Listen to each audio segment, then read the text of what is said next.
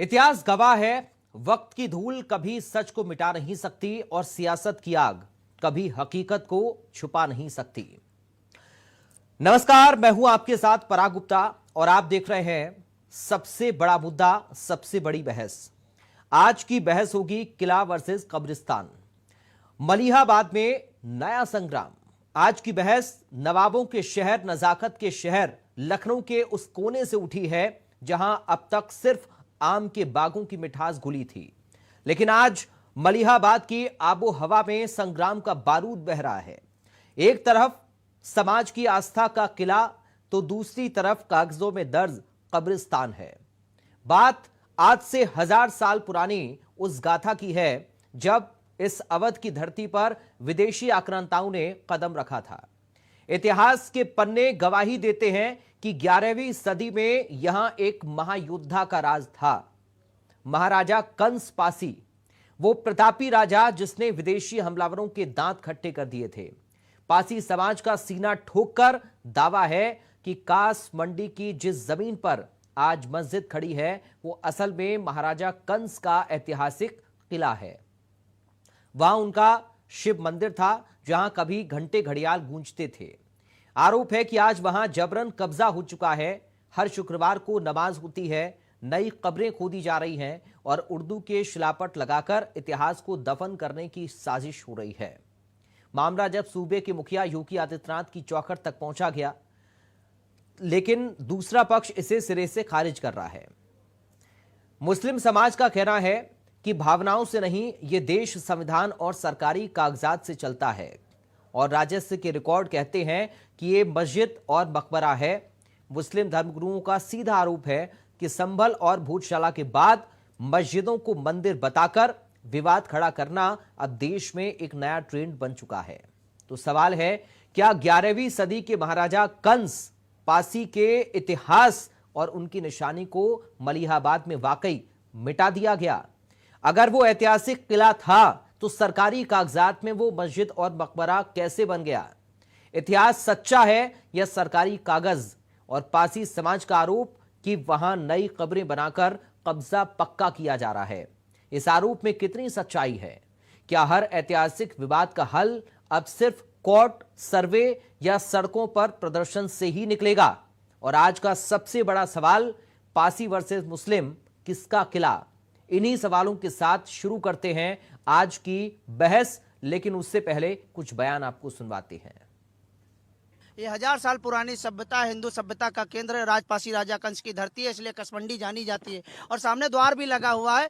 आज देखिए पूरा किला, एक कसमंडी खुर्द पूरा किला ही है और इनका शासन तो बहुत दूर दूर तक था, उनकी चर्चा हम नहीं करेंगे। जो प्राचीन अवशेष बने हैं, हमारे धार्मिक मठ हैं, आप उनको जो है अपना कब्रगाह बना दोगे और नमाज पढ़ने का रास्ता बना दोगे और कहोगे कि हम सैयद हासिम और सैयद कासिम के वंशज हैं जो विदेशी आक्रांता थे, और यहाँ नमाज पढ़ने आओगे तो बिल्कुल नहीं पढ़ने देंगे। वही गुहार हमने माननीय मुख्यमंत्री जी को पत्र लिख के किया है और यहाँ अगर कोई आ जाएगा नमाज पढ़ने तो बिल्कुल बर्दाश्त नहीं किया जाएगा।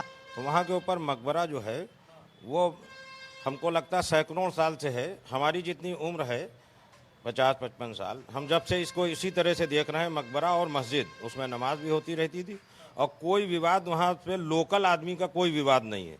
ये सब बाहरी लोग आ करके इसको कह रहे हैं कि कंसा पासी का किला है, लेकिन वहाँ कोई किला इला कुछ नहीं, सिर्फ एक मकबरा है मुश्किल से 200 स्क्वायर फीट के 300 स्क्वायर फीट में, और एक मस्जिद 700-800 स्क्वायर फीट में 1000 स्क्वायर फीट मस्जिद है। बाकी सब ज़मीन ओपन पड़ी हुई है, बाउंड्री की हुई, गिरी हुई, पुरानी बाउंड्री गिरी हुई, और उसमें ईदगाह है, बाकी कोई चीज़ नहीं। और एक जमा परिवार है जिसके नाम ये आसीवन के पुराने रहने वाले थे, वो यहाँ के तालुकेदार वगैरह भी थे, उनके नाम 1332 फसली में ये दर्ज भी है।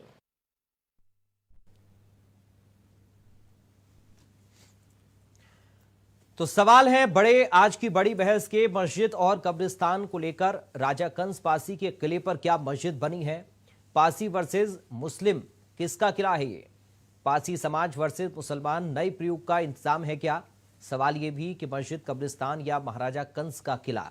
आज इसे समझने की कोशिश करेंगे और ये भी जानेंगे कि आगे क्या ये मामला भी खींचने वाला है। खास मेहमान हमारे साथ आज इस चर्चा में होंगे जिनसे आज इस पूरे मसले को समझने की कोशिश हम करेंगे और खास चर्चा आज इसी मुद्दे को लेकर होगी। तो लखनऊ के मलिहाबाद में दावा किया जा रहा है कि जहां पर नमाज पढ़ी जा रही है, जहां पर कब्रें खोदी जा रही हैं, वहां एक किला हुआ करता था और इसको लेकर दो पक्षों में अब टकराव की स्थिति बनी हुई है। पासी समाज ने किले पर कब्जे का आरोप लगाया है।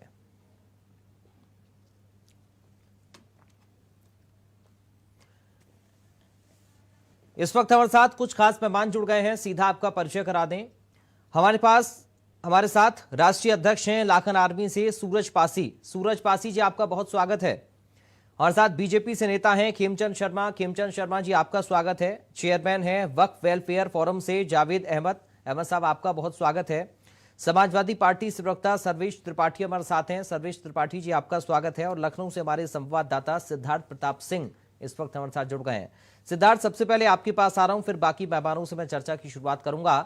अभी क्या दावा चल रहा है इस जगह को लेकर जहां पासी समाज कह रहा है कि ये किला हुआ करता था, लेकिन यहां पर मस्जिद है, नमाज पढ़ी जा रही है, कब्रें खोदी जा रही हैं। क्या है ये पूरा मामला सिद्धार्थ?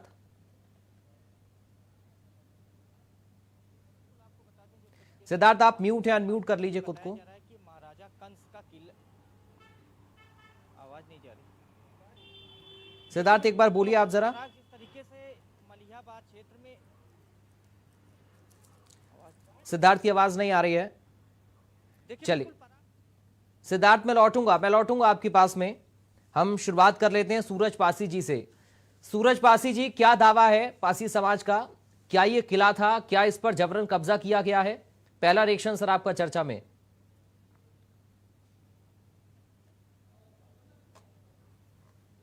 सूरज जी, आपकी भी आवाज नहीं आ रही, आप अनम्यूट कर लीजिए। सूरज भाई, अनम्यूट कर लीजिए।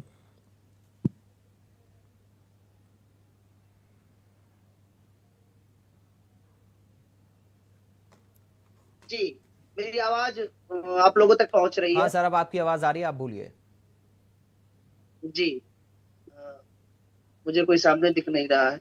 सर कोई बात नहीं, आप बोलिए, आप ऑन एयर हैं, आपकी आवाज भी आ रही है, आप दिख भी रहे हैं हमें फ्रेम में। आप बोलिए देखिए, सर, क्या दावा है? मैंने जो हजार साल पहले वहां राजपासी राजा कंस का शासन हुआ करता था, जिसकी जानकारी गजेटियर में भी मिलती है, श्री योगेश प्रवीण जी के द्वारा भी लिखा गया है, और उन्हीं के नाम से कसमंडी क्षेत्र भी है, और उन्हीं किले के ऊपर बहुत सारी चीजें हैं, और जो पुराने अवशेष हैं, जो हमारे राजाओं के धार्मिक स्थल थे, उस पे भी आज जो है सीमेंटेड मजारें बना दी गई हैं। और ऐसे देखिए, जो युद्ध हुआ था, पहला युद्ध वहां कसमंडी में हुआ था, जो युद्ध में सैयद हासिम और सैयद कासिम मारे गए थे राजपासी राजा कंस के द्वारा। तो वहां पे जो है गंज साहिदा बना दिया गया, बहुत सारी जो सीमेंटेड कब्रें थी उनको भी अपना बना लिया गया। तो मैं जो आज का कानून कहता है कि जो बसाने वाला होता है वो मालिक होता है। अगर कोई भी विदेशी आक्रांताओं का महिमा मंडल कर रहा है, और मान लीजिए अगर वहां पे नमाज ही पढ़ रहा है, तो चिंता का विषय है। आज शासन प्रशासन ने हमको रोक लिया, वहां पे उन लोगों को जबरन नमाज पढ़ा दिया, तो दबाया किसको जा रहा इस समय? मैं ये कहना चाहता हूँ, ये पूछना चाहता हूँ। ठीक है, तो वो राजपासी राजा कंस की विरासत है, और वो हमारा धार्मिक स्थान है, जिसपे लोग जो है मस्जिद बनाने का काम कर रहे हैं। क्योंकि वहां पे जो नाग चिन्ह है और कलश के निशान है, ऊपर त्रिशूल का निशान जो सरिया थी उसको काट दिया गया, लेकिन कलश का निशान बराबर दूसरे बुर्ज पे देखा जा सकता है। ठीक है, जावेद अहमद साहब, क्या बता रहा है इतिहास इस जगह को लेकर? चूंकि पासी समाज ये कह रहा है कि किले पर जबरन कब्जा किया गया है, इतिहास में कुछ और था और अब कागजों में कुछ और है। बहुत बहुत शुक्रिया। ये जो ऐतिहासिक जो पृष्ठभूमि है, जैसा कि आपके माध्यम से और जो अभिलेखों में दर्ज है, उससे ये प्रतीत होता है कि ये जो इलाका था, ये पासी के साम्राज्य फैला हुआ था, और काफी यहाँ से लेके और हिमालय तक था। तो उस दौरान में जब दूसरे राजाओं से या दूसरे बादशाहों से जब युद्ध हुआ, लड़ाई हुआ, तो तमाम अभिलेख अवशेष जो है बहराइच में या ईस्टर्न यूपी के खास तौर से इस इलाके में, अवध में पाए जाते हैं। अब वहाँ पे एक मकबरा भी है और मस्जिद भी है। तो वो मकबरा मस्जिद भी वो काफी कदीम बताई जाती है, 350-400 वर्ष पहले, जहाँ पे शिया और सुन्नी दोनों नमाज पढ़ते हैं। और वक्फ अभिलेखों में वो इंदराज है। 1359 फसली में भी है और यहाँ के वक्फ के अभिलेखों में भी इंदराज है। खून होएगा ना सब शुभ शुभ।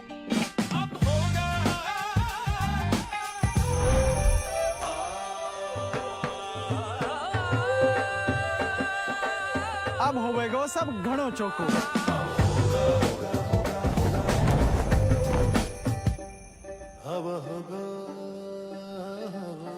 এখন সব হবে শুভ শুভ।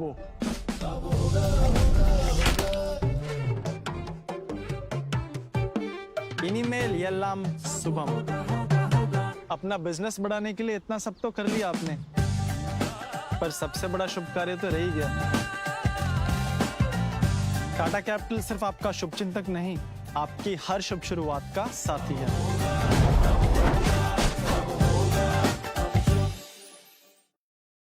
का है, संविधान के संबित है। फांसी जी का क्लेम सही हो सकता है, उस पर कोई कंक्लूजन पे पहुंचना या कहना उचित नहीं होगा। तो ये एक अपने फोरम पे जाएं, वहां अपनी बात करें और उसके तहत आए, अगर जो भी होगा वो देखा जाएगा। लेकिन वहां पे जाके हंगामा करना और नमाज नहीं पढ़ने दूंगा, घर से बाहर नहीं निकलने दूंगा, तो ये मुल्क के कानून में जो व्यवस्था है उसके खिलाफ इनके कार्रवाई होनी चाहिए। ठीक है, मेरा यही कहना है कि कार्रवाई होनी चाहिए। और नमाज पढ़ी गई, मुझे रोका गया। बाकायदा नमाज पढ़ाई गई, मुझे रोका गया, सबूत भी मैंने दिया।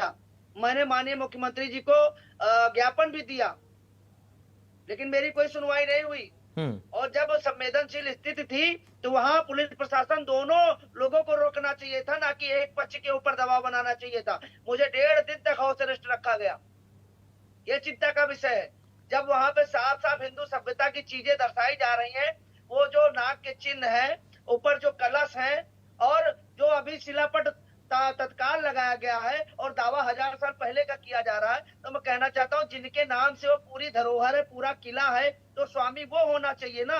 कि अगर लोग कहते हैं कि हम विदेशी आक्रांता के वंशज हैं, तो वो मालिक नहीं हो सकते।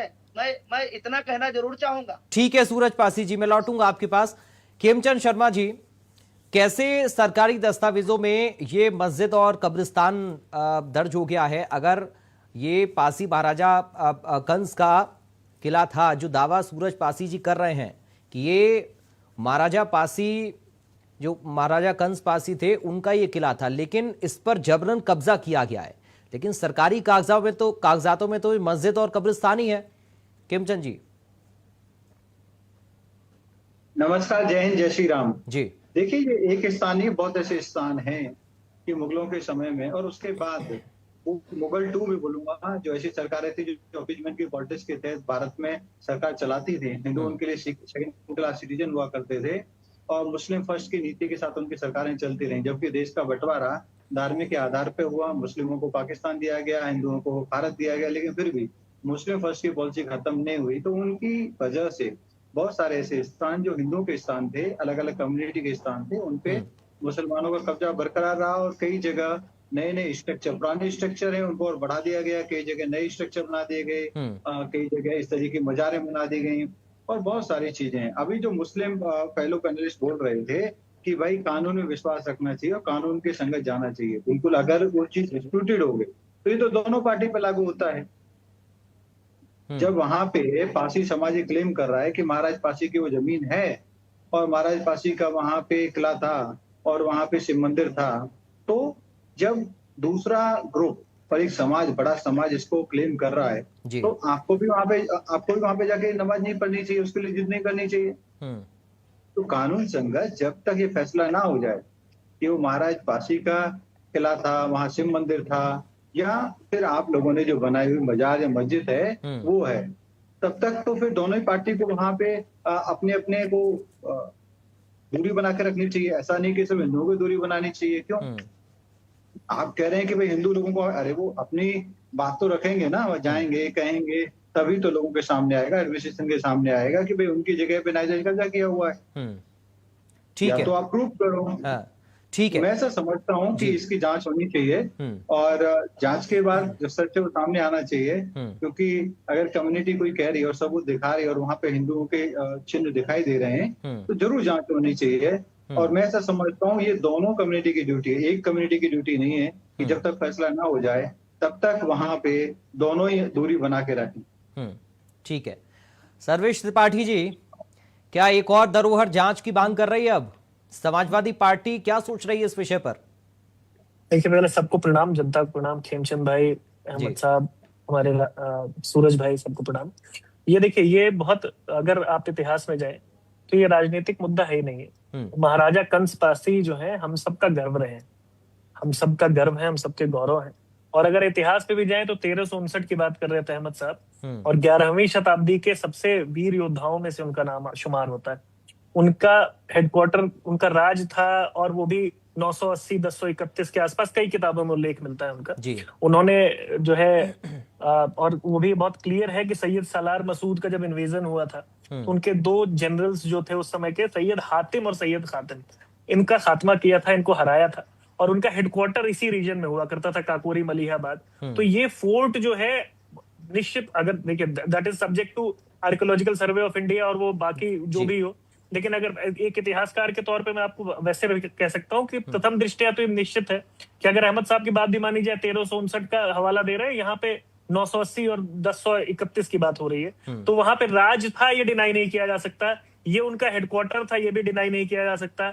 महादेव मंदिर की भी जो भी वहां गया है वो जानता है, महादेव मंदिर वहां देखने को मिलता है कि महादेव मंदिर रहा होगा। तो ये जांच का विषय है, हो सकता है, लेकिन वहां पे एक पहली चीज ये है कि भारतीय होने के नाते मैं एक चीज तो अपील करूंगा कि महाराजा कंस पासी का और कहीं इतना प्रोमिनेंट किला नहीं है, तो उसको बचाया जाना चाहिए, पहली चीज। क्योंकि हमारे पास इतने वीर योद्धा को उनके जो उनका नाम प्रोटेक्ट करने की कोई भी कोशिश, वो नमाज पढ़ना अधिकार है, नमाज पढ़ा जाना चाहिए, उसकी जगह वो नहीं भी हो तो कोई और भी हो सकती है, लेकिन महाराजा कंस पासी का किला कहीं और नहीं बन पाएगा। तो ये एक ऐसी चीज है जहां पे हमें दोनों पक्षों को बैठ के बात की जानी चाहिए, और इसमें प्रशासन का रोल बहुत अहम हो जाता है कि अगर आप एक वर्ग को थोड़ा सा रोक के दूसरे वर्ग पे एकदम हावी हो जाते हैं, उनकी बात नहीं सुनते, तो यहाँ प्रशासन का रोल है कि वो क्या कर रहा है, वो क्यों, अभी सूरज भाई कह रहे थे कि अब इनको टारगेट किया जा रहा है, अगर ये सबूत देना चाहते हैं तो सबूत लिया जाए, इस पे एक जांच कमेटी बैठाई जाए और इसका निस्तारण किया जाए।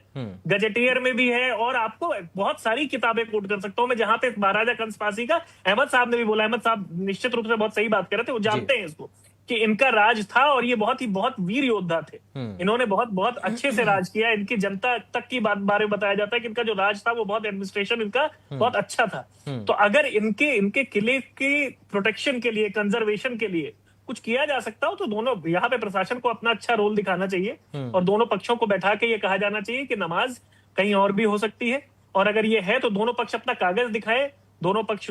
और निश्चित रूप से मैं फिर मुझे पूरा भरोसा है कि सूरज भाई भी जानते होंगे इनको, इनके पास काफी सारे पक्ष होंगे जहां पे दिखा सकते हैं कि वो पहले से उनका राज था और वो किला था। ये मुझे नहीं लगता ये डिस्प्यूटेबल है, अदरवाइज ये कॉल सरकार की है, प्रशासन की है कि वो उसका निस्तारण करे।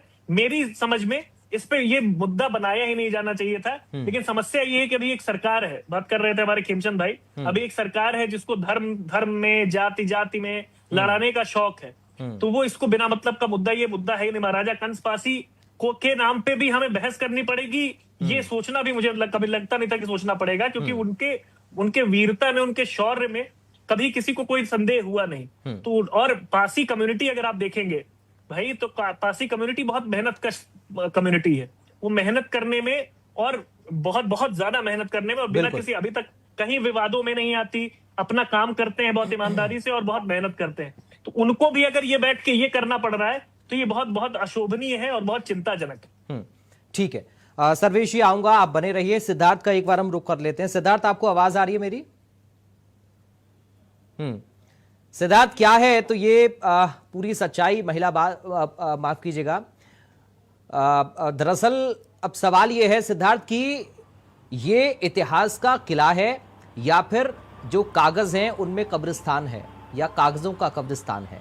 तो अब चूंकि आप लखनऊ में ही इस वक्त हैं, वहाँ पर चर्चा तरह तरह की इस पूरे डिस्प्यूट को लेकर अब चल रही होगी, और जैसा कि पासी जी भी यहाँ बैठे हुए हैं, वो कह रहे हैं कि वहाँ पर उनके साथ भी ठीक नहीं हुआ। प्रशासन का इसमें रोल क्या है? तमाम जो वहाँ पर सिनेरियो बन रहा है, क्या बन रहा है सिद्धार्थ? देखिए बिल्कुल, और आपको बता दें जिस तरीके से कंस पासी की बात कर लें तो जिस तरीके से कंस पासी को लेकर ये कहा जाता है कि वो काफ़ी ऐसे शासक थे जिनका एडमिनिस्ट्रेशन काफ़ी अच्छा था। देखिए अभी थोड़ी देर पहले जो समाजवादी पार्टी के प्रवक्ता बताया, बिल्कुल उन्होंने सही कहा ये बात कि बहुत अच्छा उनका प्रशासन था।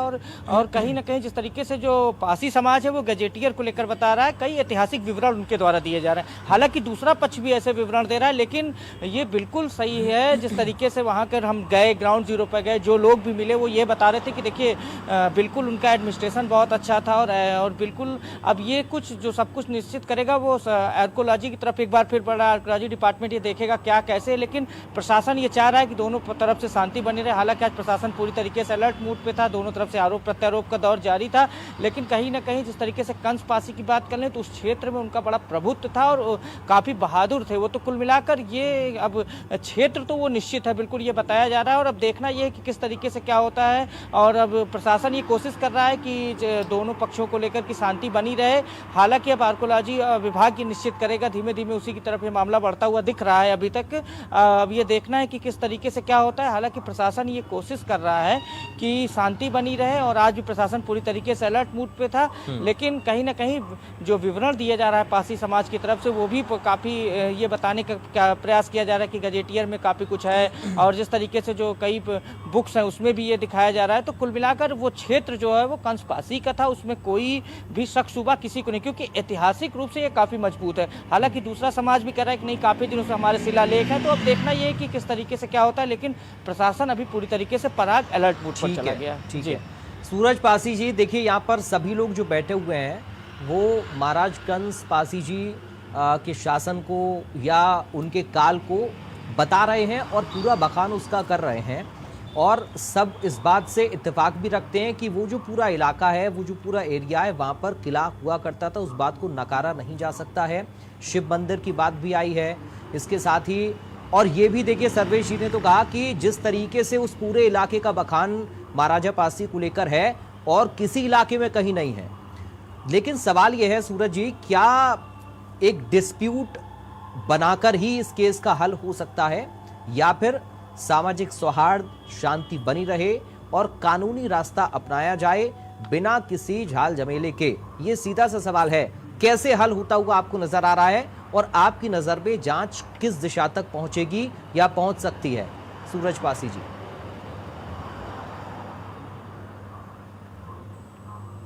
आप म्यूट हैं सर, फिर से अनम्यूट कर लीजिए। सूरज जी आपकी आवाज नहीं आ रही है, आप म्यूट हैं शायद, आप अनम्यूट कर लीजिए सूरज जी।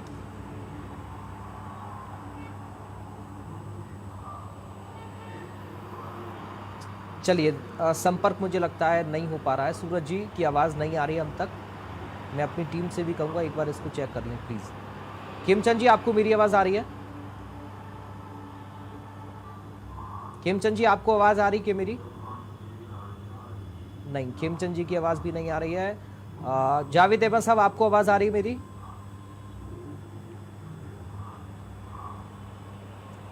अहमद साहब की आवाज भी नहीं आ रही है। सर्वेश जी आप सुन पा रहे हैं मुझे? सर्वेश जी की आवाज भी नहीं आ रही है हम तक। चलिए मुझे लगता है कोई टेक्निकल इशू है। हम सिद्धार्थ के पास एक बार फिर से लौटकर चलते हैं। सिद्धार्थ आप तो सुन पा रहे हैं ना मुझे?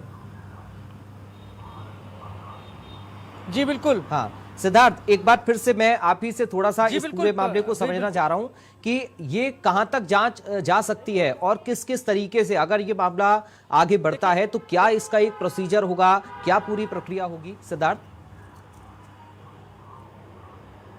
देखिए बिल्कुल, थोड़ा हम ऐतिहासिकता की चर्चा कर लें पराग, जिससे लोगों को काफ़ी दर्शकों की चीज़ें से। एक बुक थी the tribes and caste of north western in province out out, William Crooke ने इसको 1896 में लिखा है, ब्रिटिश काल में लिखी गई थी। पासी जात के इतिहास और कंस पासी का जिक्र इस पासी राजाओं के रूप में हुआ है। और कुल मिलाकर डॉक्टर BL पासी तमाम पुस्तकें लिखी, और इसमें इस पुस्तक में भी यही लिखा गया है the tribes and caste in the north western in province. तो इसमें साफ लिखा गया है कि ये बहुत बहादुर थे, जिस तरीके से हम बता रहे थे, और ये बताया जा रहा है इस बुक के माध्यम में बताया जा रहा है कि यहाँ एक किला था। ये बुक के आधार पर हम बता रहे हैं, ना कि जो ऐतिहासिक जो रीजन है उसी के कारण हम ये बता रहे हैं। तो कुल मिलाकर एक किले की बात जरूर इस बुक में कही गई है। तो कुल मिलाकर जिस तरीके से पारसी समाज जो दावा कर रहा है यही सब है जो ऐतिहासिकता वो बता रहे हैं कि नहीं देखिए इसी कारण से हम दावा कर रहे हैं। हालांकि अब ये बिल्कुल आपने सही कहा, बिल्कुल ये एक चीज़ ये भी अब एक तरीके से कहीं ना कहीं देखिए अब ये मामला किस तरीके से आर्कोलॉजी ऑफ इंडिया इस पर क्या करता है। अब देखना ये लोग कहाँ जाते हैं, दोनों पक्ष अपना अपना दावा कर रहे हैं, लेकिन प्रशासन ये प्रयास कर रहा है कि शांति बनी रहे। और आपने बिल्कुल ये सही कहा कि एक बात जो आपने सबसे महत्वपूर्ण कही कि दोनों पक्षों को बैठकर बात करनी चाहिए। और ये तमाम जो पैनलिस्ट हैं वो भी ये कह रहे हैं कि ठीक है आप अपने अपने पक्ष लाइए, और जिस तरीके से किताबें बता रही हैं और तमाम जो बुक्स हैं वो बता रही हैं। तो कुल मिलाकर अब ये देखना है कि क्या होता है, क्या ये मामला कोर्ट में चला जाएगा, क्या ये मामला आर्कोलॉजी ऑफ इंडिया वो निश्चित करेगा। अब ये देखने वाली बात होगी, लेकिन कहीं ना कहीं वहाँ पर आज ये प्रयास ज़्यादा प्रशासन नहीं कर रहा है कि शांतिपूर्ण तरीके से इसका हल निकाला जाए। जी पराग। ठीक है, सूरज पासी जी आपको आवाज आ रही है मेरी? जी जी आ हाँ, रही है। अब क्या आपकी आवाज आ मेरी रही है आवाज सर? हाँ आपकी आवाज जी, आ रही है। मैं चाह रहा हूं सर अपनी बात आप रखें, क्योंकि इस बात से तो सभी एग्री कर रहे हैं। उस पूरे क्षेत्र में महाराजा पासी का राज हुआ करता था, उनके बारे में किताबों में भी लिखा हुआ है, अभी सिद्धार्थ ने भी जिक्र किया, तमाम इतिहास के पन्नों में उनकी कहानियां दर्ज हैं। लेकिन अब सवाल यह है कि हल कैसे होगा सर इस मामले का, और जांच कहां तक जा सकती है या जानी चाहिए आपकी नजर में? जब सब ठीक है, जब सबको पता है कि कसमंडी के निर्माता और कसमंडी के शासक और राजपासी राजा कंस हैं, उनका वो किला है और उसी किले के अंदर उनके धार्मिक स्थान भी थे, मंदिर थे, मठ थे जिसपे पूजा किया करते थे, तो उसपे आज क्यों नमाज पढ़ाई गई? जब मैंने विरोध किया था, मैंने आपत्ति की थी, मैंने ज्ञापन दिया था, तो जानबूझ के हिंदुओं की भावनाओं को आहत क्यों पहुंचाया गया? मैं ये पूछना चाहता हूँ। अगर यहाँ पे सब ठीक है हाँ। तो क्यों मुझे हाउस अरेस्ट करके वहां पे नमाज पढ़वाई गई प्रशासन के द्वारा? किसके दबाव में प्रशासन ने वहां पे नमाज पढ़वाया? जब वो संवेदनशील एरिया बन चुका था, मैंने तो प्रशासन की बात रखी, लेकिन वो क्या दूसरे पक्ष ने प्रशासन की बात रखी? अगर आप वो सीमेंटेड मजारे देखेंगे और वो नाग सभ्यता के चिन्ह देखेंगे, कलश देखेंगे, तो क्या हिंदू सभ्यता को नहीं दर्शा रहा है? ये कहीं ना कहीं हमारे महापुरुषों का अपमान हो रहा है, हमारी सभ्यता को रौंदने का काम किया जा रहा है। हम लोग भाईचारा की बात करते हैं, लेकिन कुछ लोग यहाँ आक्रांताओं का महिमा मंडल करने से पीछे नहीं हट रहे हैं, तो चिंता का विषय है।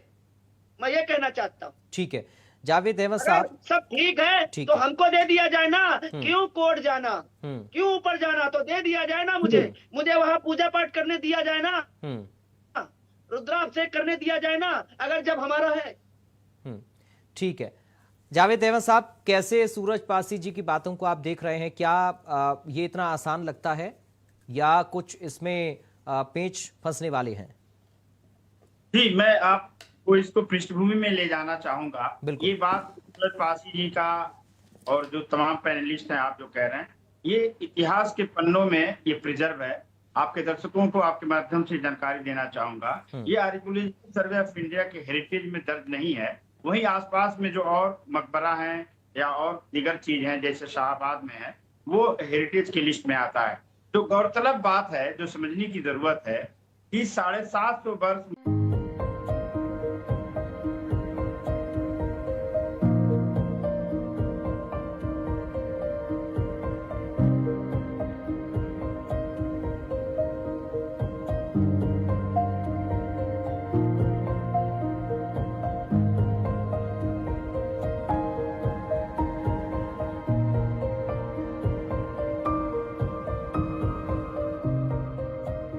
का दर्ज है। जब ये मुल्क आजाद हुआ तो कानून से और की बात के तहत इसमें जो है संविधान को हमारी एक दर्शक है, हमारी बाइबल है, हमारी एक मार्गदर्शक है। उसमें ये सब तय पाया गया कि 1947 से पहले जो जैसी स्थिति में होगा उसको करके और फिर जिनको जो भी जहां पे जैसा भी था उसके बेसिस पे हुआ। ये मकबरा है और ये मकबरा मंदिर को तोड़ के या किसी और अन्य जगह कन्वर्ट करके नहीं किया गया। क्यों लगाया गया भाई साहब? आज शिला पर क्यों लगाया गया? तो ये विवाद की शिला पर सीमेंटेड क्यों लगाया गया? तो ये जानकारी के लिए मैं बात कह रहा हूँ, रहना चाहिए था, लोगों ने नहीं रखा। अच्छा सूरज जी, एक बात पूरी बात सुन लेते हैं अहमद साहब की। कि अगर कोई आपको आपत्ति है, अगर 100 साल बाद 1000 साल आपको ये बात आ आई है, तो इसके लिए संविधान के दिए हुए स्वरूप में आपको बात रखने का पूरा हक है। अगर आज आपको लगता है कि आप पारसी से हिंदू हो गए, हिंदू से सनातन हो गए, या पूरे देश के आम नागरिक की तरह व्यवहार करना है, तो इसके लिए हमारे क्या पास पहले नहीं थे? पहले हम सनातनी नहीं थे क्या? से आपको आना होगा। नहीं भाई साहब, क्या पहले मैं सनातनी नहीं था? आप कानून को हाथ में नहीं ले सकते, और ऐसा करना नहीं, मुल्क के कानून संविधान को के हम कहाँ हाथ में ले रहे हैं? नहीं, कानून को हम कहाँ हाथ में ले रहे हैं भाई साहब? हम हाथ में कहाँ ले रहे हैं? मैंने तो कानून का सम्मान किया। मैं अपने कार्यालय पर 1.5 दिन बंद रहा। है। मैं कहीं जाता था तो मेरे पीछे पीछे प्रशासन था। बात का सम्मान है, लेकिन आपका जो ब्लेम है कि वो हमारी मंदिर है, वो हमारी जगह है, तो इस ब्लेम के लिए जो संविधान में दिए भाई साहब, वो दर्शारा। आप वहां जाके देखिए ना, फोरम पे बात करिए, आपकी बात सुनी जाएगी। लेकिन आप उग्र होके किसी सेना आधार पे उसको मकबरा बता रहे हैं आप। ठीक है, अच्छा मैं सूरज जी थोड़ा सा रोक रहा हूँ, सूरज जी थोड़ा सा आपको रोक रहा हूँ। अहमद साहब, एक और सवाल मेरा है। ठीक है, चलिए। एक समुदाय, सैयद समुदाय के लोग क्यों नमाज पढ़ने जाते हैं वहाँ पे? आप सुन्नी समाज बता रहे हो, सुन्नी समाज वहाँ नहीं जाता है। आप मंदिर में पूजा करते हैं, वो मस्जिद नहीं है, अपने अपने मजहब, उसको मस्जिद बनाया जा रहा है। ठीक है अहमद साहब, ठीक है सूरज पासी जी, मैं आपके पास लौट कर आऊंगा। आप देखिए कलश का चिन्ह है उस पे, और ठीक। त्रिशूल जो त्रिशूल था उसको काटा गया है। आपके बात कि आपको अगर कोई बात है कि आपके मंदिर को कन्वर्ट करके मकबरा बनाया गया, या आपके किलों को कन्वर्ट करके बनाया गया, मैंने एक आपको पृष्ठभूमि बनाई कि अब जब हम आजाद मुल्क में रहते हैं, वहां पे संविधान और कानून है, अदालतों के जरिए सब बात तय होती है। अगर आपको आज 1000 बात, ये बताइए मैं ठीक है, बात आ रहा हूँ मैं, खेमचंद जी आ रहा हूँ कि हम हाथ में लें। और मेरा विनम्र निवेदन है कि आप एक धरोहर की बात कर रहे हैं, तो उसको एक राइट फोरम पे रखिए। और सारी बातें ऐतिहासिक हैं। हम आजाद मुल्क में रहते हैं, हम संविधान के अंदर ही रहते हैं, और संविधान के अंदर हमें बात करनी है। और जिस तरीके से भाई साहब, जिस तरीके से सालों से वहाँ पे एक्टिविटियां चल रही हैं, वो चिंता का विषय है। हमारा हिंदू पक्ष भी वहाँ मरा था, उसका स्मारक कहाँ है? सारी कब्रें अगर उनकी हैं तो हम कहाँ हैं? अगर हमारे महापुरुषों का किला है तो हमारे धार्मिक और ऐतिहासिक क्षेत्र और वो जगह कहाँ है? हम भी तो जवाब मांग रहे हैं ऐतिहासिक तौर पर। होता है जो दफन होता है उसी का मकबरा होता है, ये एक डिफिनीशन है। अगर आपका मकबरा कहाँ है, समाधि कहाँ है, तो ये विषय अच्छा है, चिंतन का है, ढूंढना चाहिए। आपको एक अपनी विंग लेके अपने महापुरुषों की समाधि ढूंढिए, कौन मना करता है आपको? बताइए। ठीक है, चलिए मैं आऊंगा आप दोनों के पास आऊंगा। खेमचंद जी एक जवाब रखना चाह रहे हैं इस पर। ठीक है, मैं आऊंगा आप दोनों के पास, थोड़ा सा रुकिए। हर जगह पे तो हरी पेंट लगा दी है। ठीक है सर, ये तो चिंता का विषय, जो नाग सभ्यता ठीक है, चिन्ह उसको तोड़ा जा रहा है, त्रिशूल का चिन्ह तोड़ा जा रहा है, कलश तो बचा हुआ है, उसके नीचे जो है नमाज पढ़ी जा रही है, उसके अंदर भी जो है सीमेंटेड मजारे हैं। अब वो तो चेक करनी चाहिए कि 1000 साल पुरानी है कि 20 साल भर पुरानी है। ठीक है खेमचंद जी, रखिए अपनी ये भी तो चेक होना चाहिए ना। ठीक है खेमचंद जी। देखिए, सबसे ज्यादा हास्यास्पद तो समाजवादी पार्टी की बात लगती है कि समाजवादी पार्टी कह रही है कि पारसी समाज का वहां पे स्थान है, उनको हक मिलना चाहिए। आप लंबे समय तक सरकार में क्यों नहीं दिया? किसने रोका था? अब वही लोग हैं जो राम भक्तों पे गोलियां चलवाते थे, अब वही लोग हैं जो राम मंदिर को नहीं बनने दे रहे थे। अच्छा रहता, और मैं स्वागत करूंगा आज भी अगर अखिलेश जी आके कहते हैं कि पारसी समाज को स्थान मिलना चाहिए, और जो मुस्लिम समाज वहां पे जबरदस्ती कर रहा है नमाज पढ़ने की, वो नमाज नहीं पढ़नी चाहिए। जब तक फैसला ना हो जाए कि वहां पे मंदिर था या वहां पे मजार रहनी चाहिए या मस्जिद रहनी चाहिए, तो खुल के बोलिए, अनुरोध करिए कि जो फेलो पैनलिस्ट हैं वो अच्छे व्यक्ति हैं, मैं उनसे अनुरोध करूंगा कि अपनी पार्टी से बोलिए ऑफिशियल वो इस तरीके से स्टेटमेंट दें।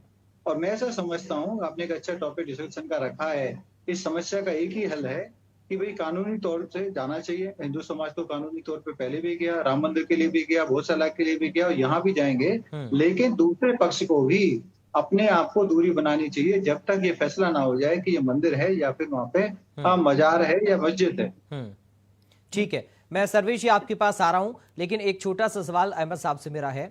चूंकि अहमद साहब, अभी सूरज पासी जी ये कह रहे थे कि जानते सब हैं लेकिन फिर मानने को तैयार क्यों नहीं है, और सर्वेश जी ने भी थोड़ी देर पहले इस बात को कहा कि नमाज कहीं भी पढ़ी जा सकती है।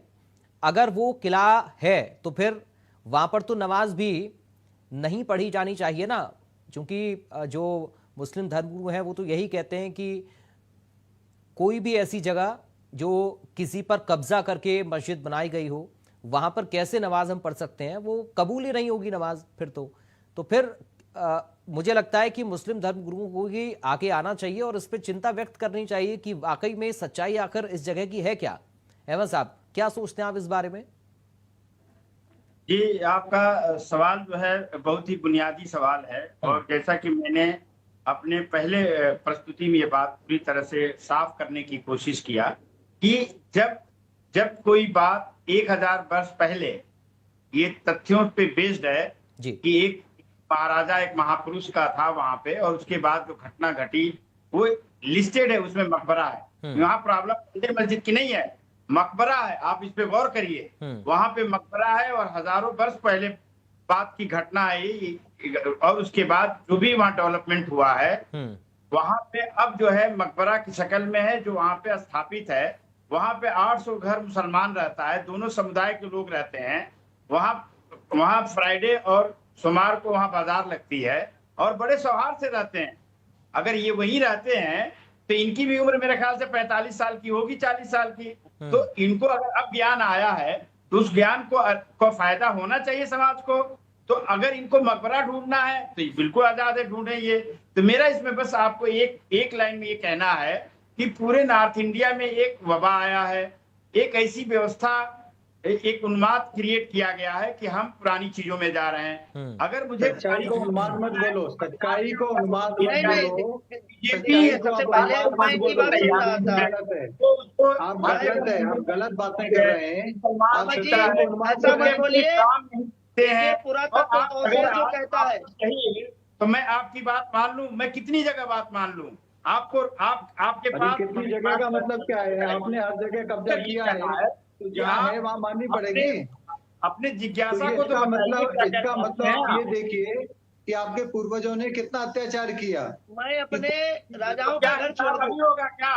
पूर्वजों के अगर कोई अत्याचार किया, आपके पूर्वज पे, मेरे पूर्वज ने किया, आपके पूर्वज पे किसी और ने किया, तो क्या ये तय करना है क्या? किसी ने नहीं किया, आपके पूर्वजों पे नहीं किया। आपके पूर्वजों ने कितना अत्याचार किया, और अत्याचार करके जो स्थान वहाँ पे तोड़ गए, क्या जो स्थान आज वहाँ पे सामने दिख रहे हैं। ठीक है, पारसी समाज ठीक को है। कहने चलिए नहीं मैं सर्वेश जी के पास चल रहा हूँ, मैं सर्वेश जी के पास चल रहा हूँ। ठीक है सर, ठीक है, चलिए मैं लौटूंगा आप लोगों के पास। थोड़ा सा रुकिए, थोड़ा सा रुकिए। बड़े धैर्य पूर्वक सर्वेश जी सुन रहे हैं, उनकी बात भी सुनना जरूरी है सर। रुकिए आप थोड़ा सा। और आप कहते हो कि ठीक है। बीमार है,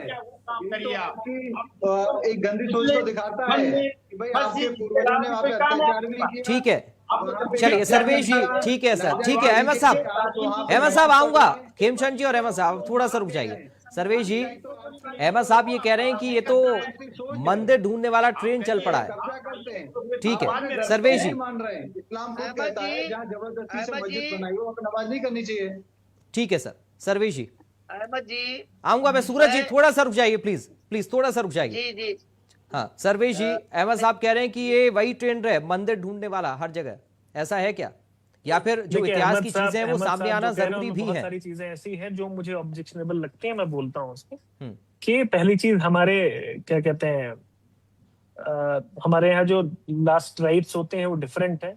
तो जी। मकबरे नहीं ढूंढे जाते हमारे पूर्वजों पे, तो वो बहुत क्लैरिटी, ये बार बार 2-3 बार इन्होंने बोला, उस पर क्लैरिटी अगर ना हो तो क्लैरिटी ले लें। हमारे यहाँ मकबरे नहीं बनते। दूसरी बात, इसको बिना मतलब का भी जो हमारे खेमचंद भाई कह रहे थे, हालांकि मेरा पहला स्टेटमेंट सबने सुना, उसमें कोई राजनीति नहीं थी जी। और मैं नहीं चाहता था कि इस मुद्दे पे कोई राजनीति करूं, लेकिन भाजपा का चरित्र है ये। भाजपा को हर चीज में राजनीति करनी होती है। ये मुद्दा मैंने बहुत क्लियरली और स्पष्टता के साथ कहा था, और मैं प्रवक्ता हूँ सपा का, तो जो मैं कह रहा था वो सपा का स्टैंड है, जो मैं कह रहा हूँ अखिलेश यादव जी का ही स्टैंड है। पहली चीज। दूसरी चीज, अभी सरकार किसकी है और कल नहीं बनी है। आप कहते हैं कि अखिलेश जी का स्टेटमेंट ले आइए, आप कहते हैं उनका कर दीजिए, इनका कर दीजिए। अभी आपकी सरकार है। ये जो पीड़ित बैठे हैं सूरज भाई, ये किसकी सरकार में बैठे हैं अभी ये पिटीशन। मैं नहीं बोल रहा था खेमचंद भाई, मुझे बोलने दीजिए। बीजेपी की सरकार है। मैं जो बोल रहा हूँ वो बोलने दीजिए। ठीक है, एक बार बीजेपी की पूरा कर लें सर्वेश जी, फिर बीजेपी की सरकार है, वो पीड़ित बैठे हुए हैं, मुझे जब बोलने उम्मीद दीजिए। दिखती है भाई साहब, जब उम्मीद दिखती है तब आवाज उठाई जाती है। नहीं, जब उम्मीद दिखती है। आप अगर उम्मीद पहले की दिखेगा- सरकारों में उम्मीद नहीं दिखी तभी तो कोई वो बात चीजें नहीं, हो आप पाई इसी ना। अभी ले लीजिए सूरज भाई। बात ये है, जी, अभी जी। अगर मिल रहा है तो आप ले लीजिए। मैंने कहा ना कि मुझे इस कोशिश तो मुद्दे पे यही है। कोई नहीं, कोशिश बिल्कुल कोशिश करिए। लेकिन इसमें ऐसी किसी मुद्दे पे मैंने पहले भी कहा कि मुझे राजनीति करने का इस पे कोई शौक नहीं है, ना मेरी पार्टी को इस पे कोई राजनीति करने का शौक है। अगर इसमें जो भी सलीके से हो सकता है, प्रशासन को पूरी जिम्मेदारी से इसका निस्तारण करना चाहिए। हमें नहीं लगता यहाँ पे कोई कोई राजनीतिक बैठा हुआ है। आप भी हमें सामाजिक लग रहे हैं और यहाँ सामाजिक चर्चा हो रही, राजनीतिक चर्चा होनी नहीं चाहिए। नहीं, मैंने आपकी बताइए। बात का कोई जवाब नहीं दिया सूरज भाई, मैं खेमचंद भाई का दे रहा हूँ। सूरज भाई वो मुझसे सवाल पूछ रहे थे, मैं उनका जवाब दे रहा हूँ। मैं आपको राजनीतिक व्यक्ति नहीं मानता, इसलिए मैं आपके ऊपर कोई राजनीतिक टिप्पणी नहीं कर रहा हूँ सूरज भाई, शुरू से नहीं कर रहा हूँ। मैंने पहले भी कहा कि ऐतिहासिक रूप से आपका स्टैंड बनता है, आपके ग्रीवांसेस सही है और उसकी सुनवाई होनी चाहिए, बिल्कुल होनी चाहिए, तो उस पर कोई संदेह नहीं है। रही बात इसकी खेमचंद भाई की, तो मैं एकदम सरकार से अपील करता हूं कि इसका जल्दी से जल्दी निस्तारण हो, इस पे कोई विवाद ना बचे। और अगर उनको पिटीशंस दी गई हैं मुख्यमंत्री जी को, तो मुख्यमंत्री जी एकदम इसका निस्तारण करें जल्दी से जल्दी, जिससे हमारे भाई ना यहाँ पे पीड़ित ना बने। बहुत सिंपल सी बात। लेकिन सर्वेश जी, इतना आसान लग रहा है क्या ये बात? देखिए, अगर पॉलिटिकल विल हो तो बिल्कुल आसान है। पॉलिटिकल विल हो, अगर वो चाहते हो विवाद करवाना चाहते हो तो विवाद करवा रहे हो। विवाद सुलटाना चाहे तो मेजोरिटी आपकी गवर्नमेंट की है, भाजपा चाहे तो क्यों नहीं कर सकती? बिल्कुल कर सकती। पॉलिटिकल विल हो करके करें, बिल्कुल करें। मैं तो अपील करता हूँ माननीय मुख्यमंत्री जी से उत्तर प्रदेश के कि वो करें। सूरज भाई को उनसे उम्मीद है, तो अब हम उनकी उम्मीदों पे, हम सबकी उम्मीदों पे खरे उतरे। मैं तो चाहता हूँ कि ऐसा कोई भी इस तरह का विवाद ना हो। और ऐसा ये विवाद और दूसरा, मैं महाराजा कंस पासी को बचपन से जब भी उनके बारे में पढ़ा है मैंने, मेडिवल हिस्ट्री के मेरे जो फेवरेट लोगों में से एक है वो, जिनकी वीरता पढ़ के बड़े हुए हैं। तो निश्चित रूप से उनका जो भी उनके नाम पे बचा हुआ है, उसको प्रोटेक्ट किया जाना चाहिए, कंजर्व किया जाना चाहिए किसी भी शर्त पे। ठीक है। सिद्धार्थ, एक बहुत संक्षेप में रिएक्शन रखेगा, क्या इतना आसान लग रहा है ये? देखिए, बिल्कुल इतना आसान नहीं है। अब देखिए, दोनों तरफ से दावा किया जा रहा है, तो कुल मिलाकर अब देखना है, जिस तरीके से मुख्यमंत्री जी को पिटीशन दी गई, तो कुल मिलाकर अब देखना है क्या होता है। लेकिन कहीं ना कहीं सबसे महत्वपूर्ण बात यह है कि गंगा जमुनी तहजीब के लिए लखनऊ जाना जाता है, तो उसका पूरा ध्यान रखना होगा सबको। ये हम आज ग्राउंड जीरो पर तो लोग इसको लेकर चर्चा कर रहे थे, बड़ा शांतिपूर्ण इलाका रहा है अभी तक वहाँ पर, और आज भी जिस तरीके से तमाम तरीके से लोग एक दूसरे से भाईचारे के साथ रहते हैं, जिस तरीके से बताया गया बाजार लगती है, ये बिल्कुल सही है कि बड़ा शांतिपूर्ण तरीके से है, और लोग चाहते हैं कि शांतिपूर्ण तरीके से इसका पूरा हल निकाला जाए। जी ठीक है। खेमचंद जी, बहुत उम्मीदें हैं सूरज पासी जी को आपकी सरकार से, और इस बात को सर्वेश जी भी कह रहे हैं कि अगर ये ज़रूरी है पासी समाज के लिए, ये महत्वपूर्ण है, सब इस बात को मान रहे हैं, तो फिर इस पर काम होना चाहिए। अब सरकार का स्टैंड इस पर क्या है, क्योंकि मुख्यमंत्री तक ये बात पहुंच गई है?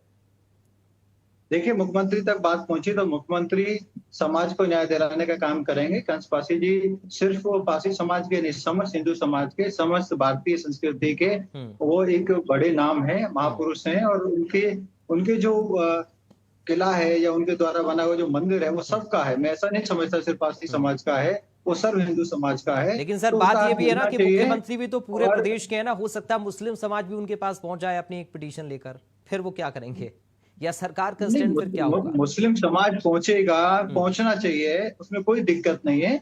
मुस्लिम समाज को अपनी जिद छोड़ के जब तक फैसला ना हो जाए, तब तक उनको भी दूरी बना के रखनी चाहिए। मैं ऐसा समझता हूँ कि भारतीय जनता पार्टी के राज में सबको न्याय मिलता है, किसी की तात वहां पे धुआंत नहीं होती।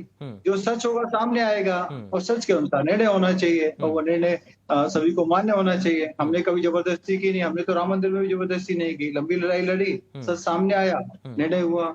गौशाला में भी लंबी लड़ाई लड़ी गई हिंदू समाज के द्वारा, सच सामने आया। वो तो दिखता है, वहां पे मंदिर है, वहां पे जो खंबे हैं, आप जाओगे गौशाला में साफ दिखाई देता था, फिर भी लड़ाई लड़ी। वैसा ही यहाँ पे भी है, जैसा भी हमारे मित्र बता रहे हैं कि वहां भी जो हिंदू के चिन्ह साफ साफ दिखाई दे रहे हैं, लेकिन फिर भी हिंदू समाज ये नहीं कह रहा हम जबरदस्ती से कब्जा करेंगे। कह रहे हैं कि हम अपनी बात रखेंगे, हम बताना चाहते हैं, समझाना चाहते हैं, फिर हम अपना हक लिखना चाहते हैं। तो मैं ऐसा समझता हूँ कि योगी जी तक बात गई है, तो ये बात लंबी तक जाएगी और न्याय जरूर मिलेगा।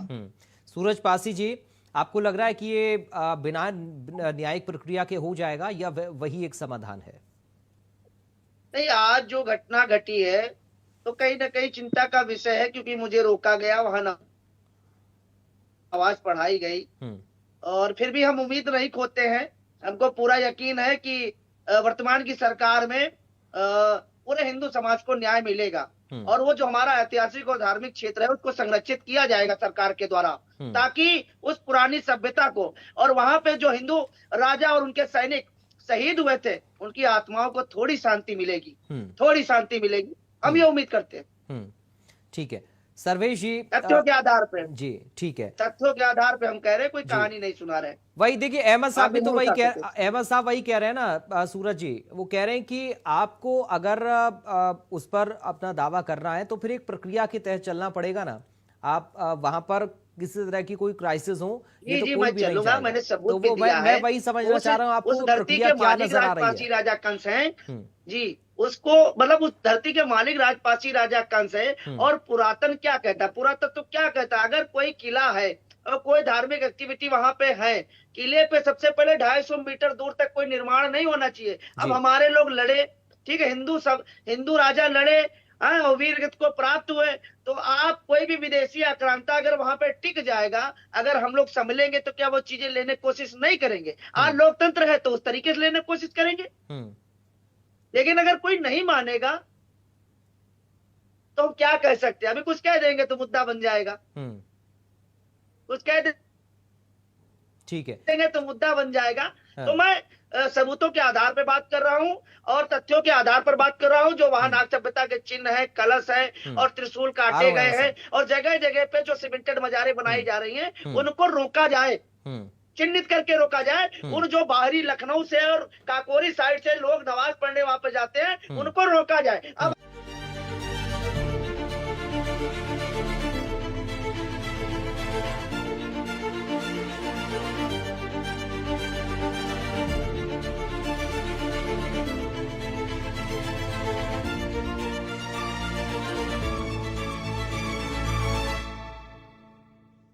और जो पारसी समाज को जो लीड कर रहे हैं, हरदोई में 11 मोन्यूमेंट हैं जो हेरिटेज में आते हैं, उसमें कासमांडा नहीं है।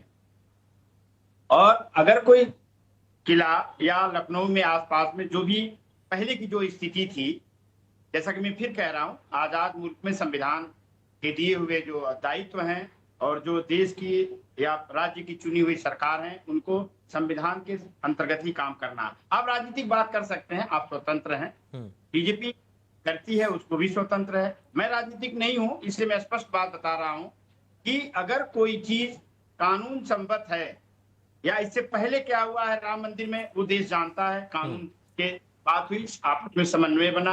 लेकिन सर बात यह है ना कि आज भी कुछ लोग ऐसे हैं जो कोर्ट के उस फैसले पर सवाल उठाते हैं। आप देखते होंगे समाज में किस तरह के बयान आते हैं, आज भी तो फैसलों को लेकर सवाल उठते हैं ना। ये बात सही आपकी है, होते हैं, लेकिन जो पैनल जिस पे आप डिस्कशन कर रहे हैं तो ये होमोजेनियस डिस्कशन है। हम कोई सरकार का प्रतिनिधित्व नहीं करते हैं, न कोई इसमें करता है और न कोई अदालत का प्रतिनिधित्व करता है। आपकी बात है, अगर कोई बात सामने आई है 1000 वर्ष पहले, उस पे चर्चा और समन्वय बन सकता है। तो ये बात जो इनका दावा है वो आधार नहीं बनता है कि किसी मंदिर और किसी ऐतिहासिक चीज को तोड़ के वो दरगाह बनाया गया होगा या वो मकबरा बनाया होगा। इसके लिए तो फिर एजेंसी हमारी है। तो बात ये है कि आप तौर तरीके दिए गए हैं और रोज उस पर देश में अदालतों में सुनवाई होती है। अब हम लोग कोई नादान नहीं है, आप भी नहीं है, हम भी नहीं है। आप जिस चीज को छेड़ रहे हैं वो किसी सरकार का, किसी पार्टी का वो भोजन है, राजनीतिक भोजन है और उस भोजन को चाहता है, उसके लिए भोजन नहीं। राजनीतिक पार्टी वाले तो भोजन सर ग्रहण कहाँ करना चाह रहे हैं, उन्होंने तो कह दिया। सर्वेश जी भी कह रहे हैं कि हम देखिए वो तो विपक्ष में फिर भी कह रहे हैं कोई पॉलिटिक्स इस पर होनी नहीं चाहिए। सर्वेश जी तो विपक्ष में होकर भी इस बात को कह रहे हैं ना कि कोई राजनीति इस मुद्दे पर नहीं होनी चाहिए, ना ही हम करना चाहते हैं। अहमद साहब, उनका अगर क्लेम बनता है, जैसा कि हम आप सब समझ रहे हैं दर्शक, तो ये अपनी बात रखें। लेकिन जब सेना हमारे देश में है, हमारे देश में चुनी हुई सरकार है, सारी गवर्नेंस चल रही है, 0 टॉलरेंस पे प्रदेश चल रहा है, इनको सेना बनाने की क्या जरूरत पड़ गई? क्या अपनी सरकार पे इनको विश्वास नहीं है? इनको अपने दिए हुए सॉवरेनिटी और भी तो बहुत सारी सेनाएं चल रही हैं जो दिक्कत नहीं है, लेकिन केवल काम करती हैं, ऐसा मत बोलिए। क्या जरूरत है? सवाल है मुझे आपके माध्यम से कि इनको सेना बनाने की क्या जरूरत पड़ी? नहीं, वो अपना पक्ष रख रहे हैं ना सर, वो अपना पक्ष रख रहे हैं। तो सेना की क्या जरूरत है? बात तो कर सकते। इनका लेटर को लिखा है इन्होंने मंत्री जी, मुख्यमंत्री जी इनके बातों का संज्ञान लेंगे। ऐसे हमारे ये राउंड में हजारों ऐसे बात है जिनकी संज्ञान लेने की बात है। 300 जगहों पे क्लेम है, तो हम यही करेंगे।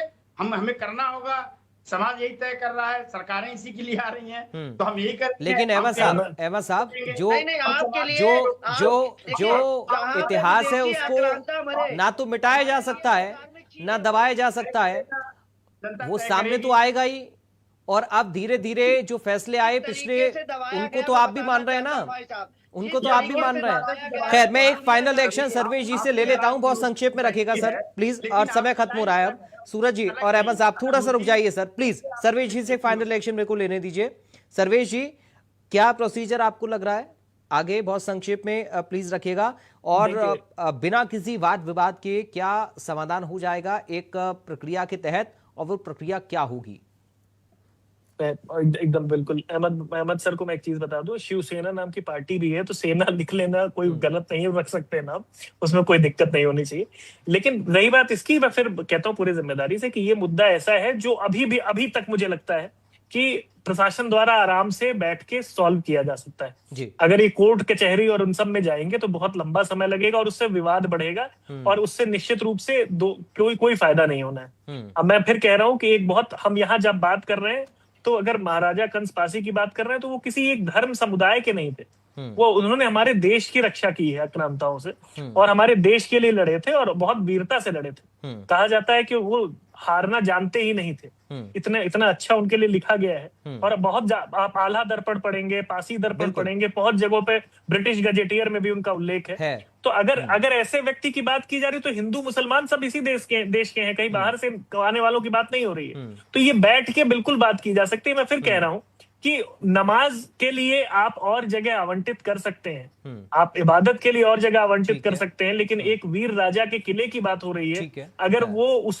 पे उनको दिया जाना चाहिए, उसका सम्मान किया जाना चाहिए, उसको कंजर्व किया जाना चाहिए, हमारे नेशनल हेरिटेज में शामिल किया जाना चाहिए। ये इसमें कोई विवाद मुझे नहीं लगता कि अहमद सर भी इससे डिविएट करेंगे। हाँ, ठीक है, चलिए। मैं नहीं चाहता कि लंबी लड़ाई में जाए, ये कोर्ट कचहरी उन सब में जाए। जी, चलिए देखते हैं कि किस दिशा में अब ये मामला आगे पहुंचता है। बहुत शुक्रिया करूंगा, चूंकि वक्त अभी के लिए मुझे इतनी इजाजत दे रहा है।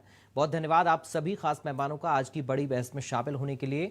तो महाराजा कंस पासी, वो महान योद्धा जिनके इतिहास को लेकर, जिनके किले को लेकर, जिनके पूरे साम्राज्य को लेकर आज ये बहस हो रही है। फिलहाल देखना होगा कि मामला आगे कहां तक पहुंच पाता है। फिर बड़ी बहस से अभी के लिए मुझे दीजिए इजाजत। नमस्कार।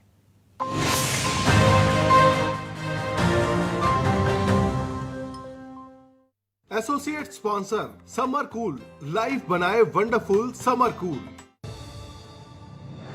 योगी सरकार के बजट 2026-27 का मंत्र है 4S, यानी सेफ्टी, स्टेबिलिटी, स्पीड और स्केलेबिलिटी। उत्तर प्रदेश अब दुनिया के लिए आर्टिफिशियल इंटेलिजेंस और डिजिटल इंफ्रास्ट्रक्चर का नया ठिकाना बनने जा रहा है। वैश्विक निवेशकों के लिए बड़ा अवसर खोलते हुए प्रदेश में 5 गीगावाट क्षमता के डेटा सेंटर क्लस्टर स्थापित होंगे। साथ ही data is the new oil की अवधारणा को सच करने के लिए स्टेट डेटा अथॉरिटी के गठन का ऐलान किया गया है। हमारा युवा प्रशिक्षित होकर के और उसके स्किल डेवलपमेंट के माध्यम से उसको नई जॉब क्रिएट कर सकता है। टेक युवा समर्थ युवा योजना के तहत 25 लाख युवाओं को AR, VR और AI का प्रशिक्षण मिलेगा। वहीं रोबोटिक्स मिशन और IT ऑल्टरनेटिव्स के लिए 100 करोड़ का भारी भरकम प्रावधान युवाओं के सपनों को नई उड़ान देगा। नारी शक्ति के लिए मुख्यमंत्री महिला उद्यमी उत्पाद विपणन योजना और किसानों के लिए 40 लाख नलकूपों के सोलराइजेशन का लक्ष्य। ये बजट गाँव से लेकर शहर तक को तकनीक से जोड़ रहा है।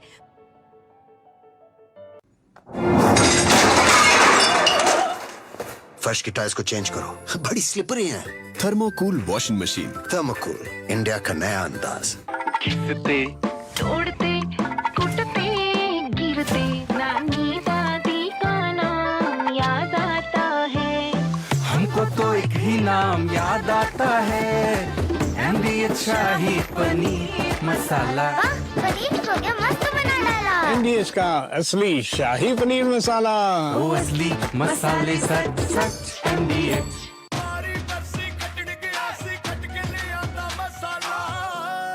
केड़ा मसाला होए? छोले दा या लोबे दा? पंजाबी छोले दा या पिंडी चने दा? अब छोलिया हो या लोबिया, पंजाबी छोले या पिंडी चने, सब कुछ मजेदार बने।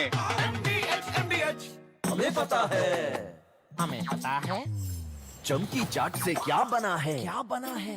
सैंडविच लस्सी और छाछ हर घूंट में चमकी चाट, ड्राई फ्रूट और दही बड़े, चमकी चाट से स्वाद बढ़े, और चाट पपड़ी दही बल्ले, चमकी चाट से बल्ले बल्ले। असली स्वाद सिर्फ चमकी चाट।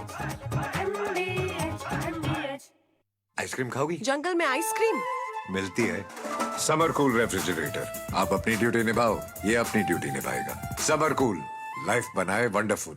घिसते तोड़ते कुटते गिरते नानी दादी का नाम याद आता है।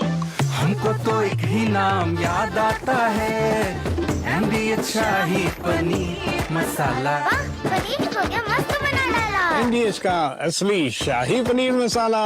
वो असली मसाले सच सच MDH। खाने में मेरी क्वीन के लिए क्या है?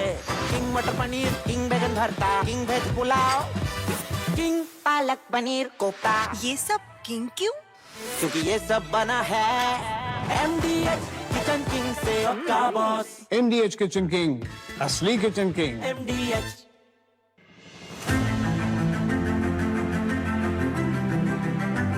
नए भारत का नया उत्तर प्रदेश पूरे देश में कनेक्टिविटी के क्षेत्र में रोल मॉडल बन गया है। विगत 9 वर्षों में रोड कनेक्टिविटी। हमें पता है, हमें पता है चमकी चाट से क्या बना है, क्या बना है। सैंडविच लस्सी और छाछ हर घूंट में चमकी चाट, ड्राई फ्रूट और दही बड़े, चमकी चाट से स्वाद बढ़े, और चाट पपड़ी दही बल्ले, चमकी चाट से बल्ले बल्ले। असली स्वाद सिर्फ चमकी चाट।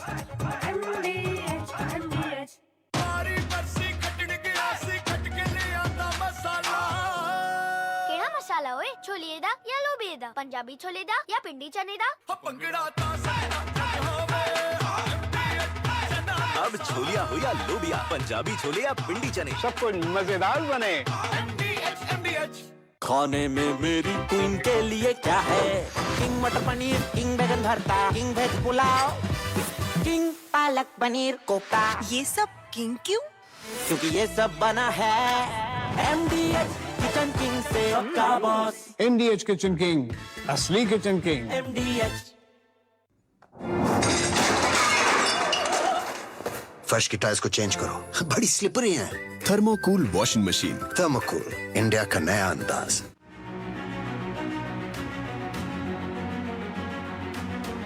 को powered by Thermocool washing machine, India का नया अंदाज।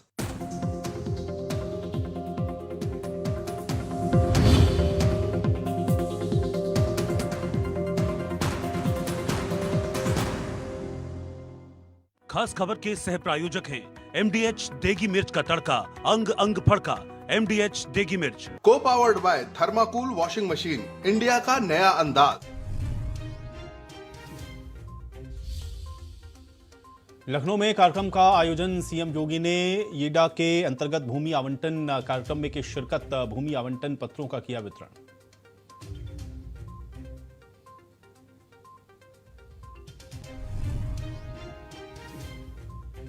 देवरिया को मिला सीएम योगी का महातोहफा, 655 करोड़ के विकास योजनाओं और 4 लेन का किया शिलान्यास। अपराधियों को दिया कड़ा संदेश, कहा यूपी में अब कोई गुंडा टैक्स नहीं ले सकता।